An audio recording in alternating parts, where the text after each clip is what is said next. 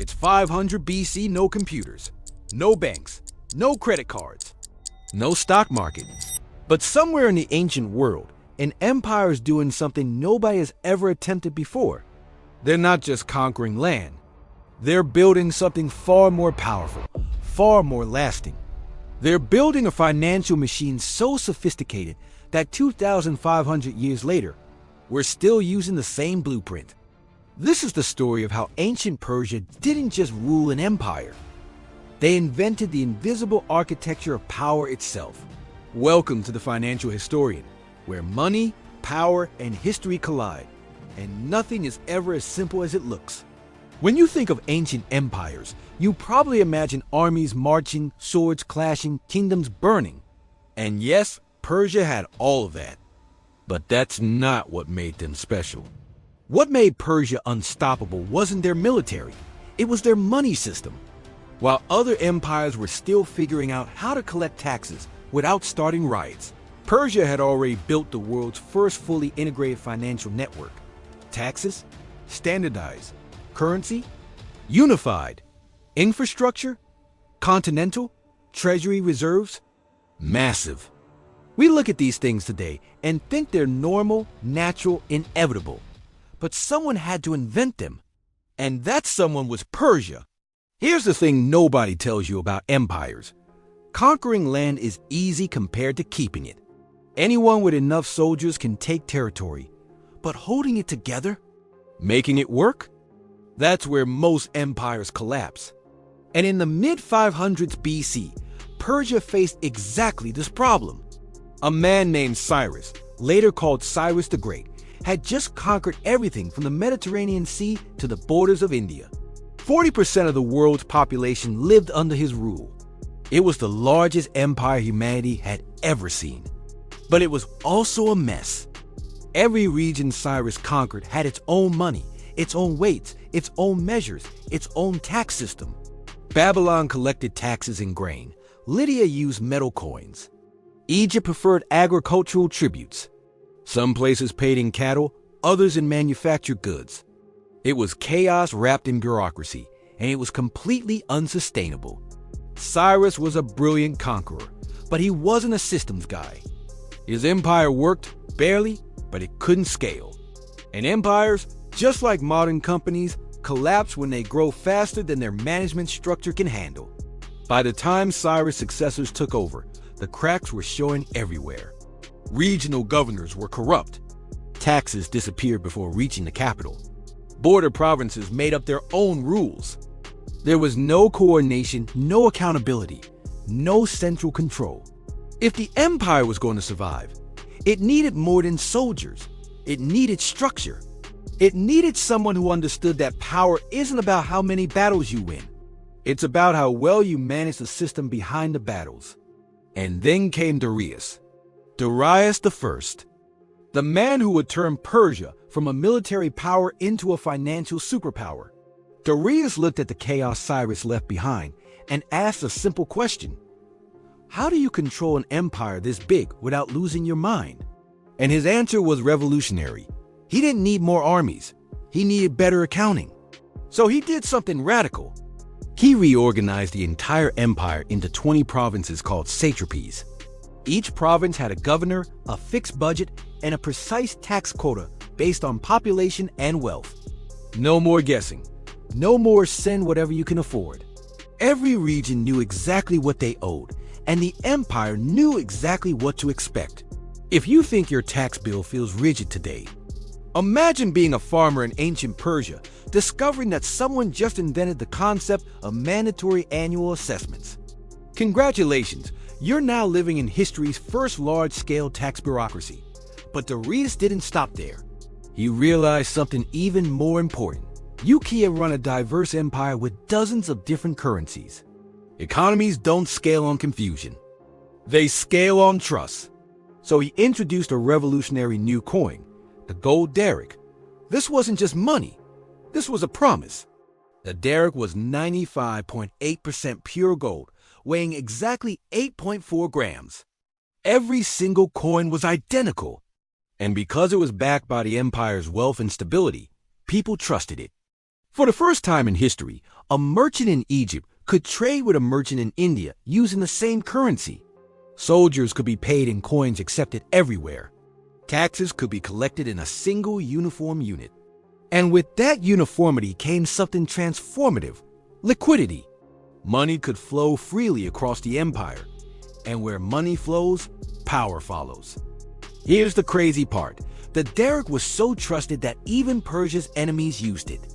The Greeks, who would later fight brutal wars against Persia, adopted the derrick for trade because it was more reliable than their own money. Think about that. When your enemies trust your currency more than their own, you've achieved something extraordinary. You've created what we now call reserve currency. The British pound did this in the 1800s. The US dollar does it today. But Persia did it first, 2,500 years ago. But even the best currency is useless if it can't move. And Persia was massive. Transporting gold, messages, or tax records across thousands of kilometers was a logistical nightmare. So Darius built something legendary, the Royal Road. This wasn't just a road. This was a 2,700-kilometer highway of control, stretching from Susa in Persia to Sardis in modern-day Turkey. Every 20 to 30 kilometers, there was a relay station where couriers could swap horses and keep moving. Messages that used to take months now took 7 to 9 days. That speed wouldn't be matched again until trains were invented. The Royal Road wasn't built for convenience. It was built for control. Because infrastructure equals power. Always has. Always will. And while all this was happening, deep inside the fortified city of Persepolis, something else was growing: the treasury. This wasn't a decorative vault filled with gold for show. This was a strategic reserve, a financial weapon designed to absorb shocks, fund wars, stabilize rebellious regions, and keep the empire running during crises. Modern nations call this a sovereign wealth fund. Persia called it survival insurance. Because here is what they understood that most empires forget: you don't wait until disaster strikes to build your reserves. You prepare before the crisis, not during it. When war broke out, when famine hit, when a governor rebelled, Darius didn't panic. He just opened the treasury. Wealth wasn't for luxury. It was for leverage. Now, here's where this story stops being ancient history and starts feeling uncomfortably modern. Because everything Persia invented, we're still using today. The satrapy system? We call them states, provinces, federal districts. The derrick? Reserve currency. The Royal Road? Fiber optic cables, shipping lanes, satellite networks. The treasury? Sovereign wealth funds, foreign exchange reserves, emergency liquidity. The tools changed. The logic didn't. Persia solved the exact same problems modern governments struggle with. And they did it without computers, without economists, without MBA programs. They just understood one fundamental truth. Power is built on financial clarity, not military strength. And you can see this pattern everywhere throughout history. The Roman Empire, with all its engineering brilliance and military might, collapsed after centuries of currency debasement and uncontrolled debt. Spain's global empire suffocated under mountains of silver because they never developed the administrative discipline Persia mastered. The Ottoman Empire drowned in corruption and tax farming. The British Empire, weakened by 2 world wars, watched its financial base shift to America. It's never the armies that break first. It's the balance sheet. Battles are symptoms. Financial collapse is the diagnosis. And this is where the lesson becomes uncomfortably relevant to today. Because the same vulnerabilities persist. Governments run deficits Persia would have considered insane. Debt piles up not for emergencies, but for political convenience. Infrastructure decays. Currency stability is treated as optional. And when inflation hits, that quiet tax that erodes wealth without legislation, policymakers act shocked as if basic math stopped working. Meanwhile, nations like China have embraced the Persian playbook almost religiously. Centralized planning, strategic reserves, infrastructure as leverage, strict currency control, long-term strategy measured in decades, not election cycles. Whether you admire or fear that model, you can't deny its roots.